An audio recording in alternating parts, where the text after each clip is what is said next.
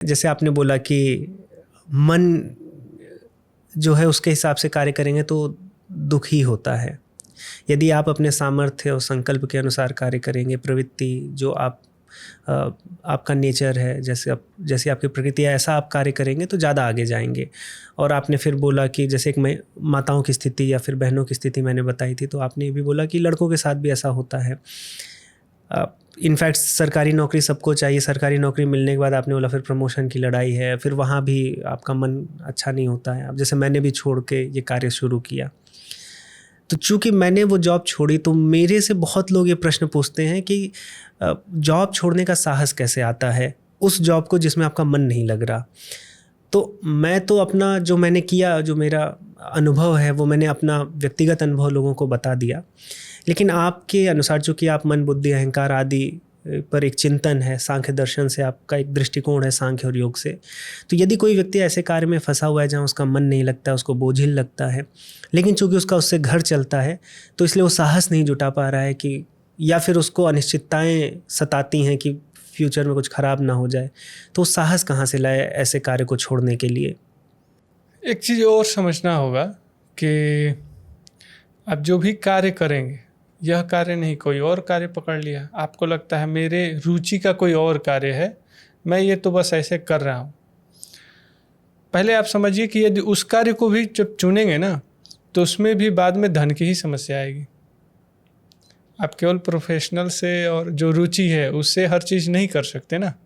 पारिवारिक, सामाजिक का जो एक दायरा है, उसकी जो बेसिक आधार है, अर्थ है। इसलिए चाणक्य ने परिवार, समाज, राष्ट्र का मूल क्या कहा? अर्थ है। धर्मस्य मूलम अर्थम। जो आपकी रुचि है, आप कह रहे हैं कि हमारी यह रुचि है, तो उसको जरूरी थोड़ा ना प्रोफेशन बना लो, उसको सेवा के रूप में भी तो दे ही सकते हैं।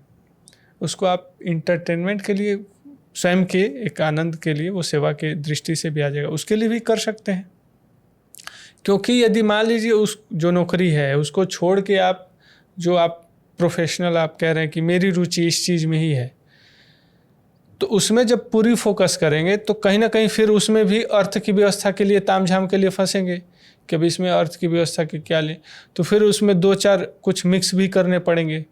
जो रियलिटी है वहाँ भी थोड़ा मिक्सअप आप करना शुरू कर देंगे। कब करने लगेंगे आपको भी पता नहीं चलेगा, और वो जो करेंगे उसको करने के आप अपने तर्क भी ढूंढ लेंगे। ये चीज़ें हैं, इसलिए मैंने करता हूँ थोड़ा।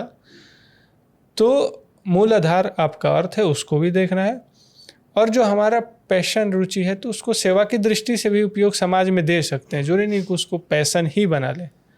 तो वहाँ परिस्थितिवश बैलेंस आपको देखना है। जैसे मान लीजिए अब हो सकता है कि आपको अन्य कुछ पारिवारिक ज़्यादा जिम्मेदारी न रही हो, तो आप एक निर्णय ले सकते थे, जैसे मेरे जीवन का ही इस मार्ग पे आने का निर्णय। तो मैंने देखा परिवार में मुझे कुछ आर्थिक वैसी ज़रूरत है नहीं।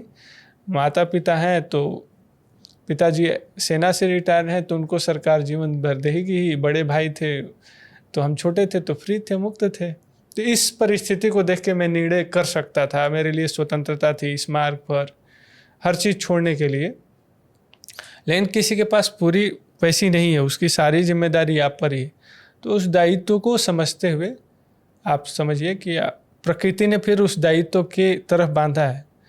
तो मैं इस तरफ भी चूँकि देखता हूँ नेचर के प्रति कि शायद उसने मुझे छोटा बनाया ताकि मैं स्वतंत्र रहूँ। बड़ा होता तो एक जिम्मेदारी तो रहती है, तो वो भी देखना है आपको। और इनका समाधान केवल एक पर्टिकुलर उत्तर के पीछे नहीं भागना, अपने आपको देखना है, हर परिस्थिति को बैलेंस करना है, और अंतिम निर्णय आपका ही होगा। इसलिए हर चीज़ को संतुलन देखिए। प्रोफेशन को केवल आप जो रुचि है उसको प्रोफेशन बनाने की कोशिश के बजाय सेवा की दृष्टि से भी देख सकते हैं। और क्या इसमें जो कार्य हम कर रहे हैं जिसमें हमें बोझिल लग रहा है, मन नहीं लग रहा है, हो सकता है कि अगर हम उस व्यापकता बढ़ाएं तो उसमें भी रुचि आ जाए? क्या ऐसा भी संभव है?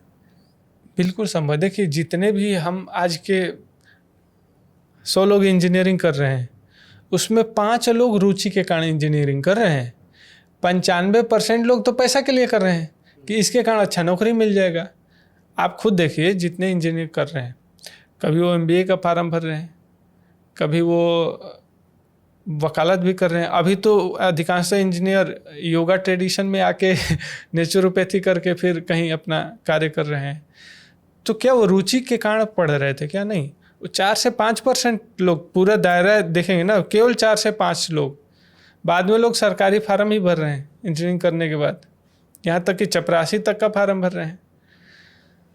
तो आपको देखना होगा ना कि आप किस लिए वह चीज़ कर रहे हैं, कितना उसमें आपकी क्षमता थी या रुचि थी, या बस दूसरे को देख के अपना स्तर पर कार्य कर रहे हैं।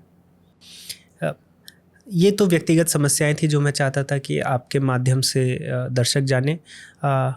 फिर आपके माध्यम से मैंने और भी जो समस्याएं हैं, चाहे वो इमोशनल स्ट्रगल्स हो, इमोशनल इंटेलिजेंस हो, एक एक इमोशन पर, चाहे वो क्रोध हो, ईर्ष्या हो, उस पर आपने चिंतन शिक्षणम पर प्लेटफॉर्म पर किया ही है, तो वहाँ से भी आपसे सीख सकते हैं। व्यक्तिगत समस्याओं को लेने का मेरे लिए ये था कि ये पॉडकास्ट के माध्यम से लोगों को लगे कि हाँ सॉल्यूशन है, हमें बस अपनी दृष्टिकोण को बदलना होगा। एक समस्या हमें बहुत दिन तक फंसे रहने की आवश्यकता नहीं है।